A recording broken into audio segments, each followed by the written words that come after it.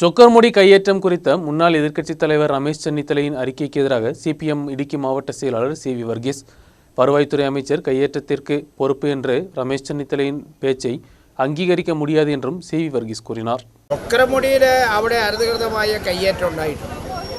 അതിന് റവന്യൂ മന്ത്രി ഉത്തരവാദിയാണെന്ന് പറയാൻ കഴിയില്ല. റവന്യൂ വനം ഉദ്യോഗസ്ഥന്മാരുടെ സഹായം ഉണ്ടായിട്ടുണ്ട്.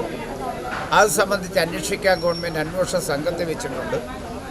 അതുകൊണ്ട് വളരെ കൃത്യമായി പ്രത്യേകിച്ച് ആ മേഖല പ്രത്യേകമായി നമ്മുടെ മേഖലയിൽ അവിടെ സംരക്ഷിത പ്രദേശമാണ്. അവിടെ ആവാസ വ്യവസ്ഥ സംരക്ഷിക്കേണ്ടതാണ്.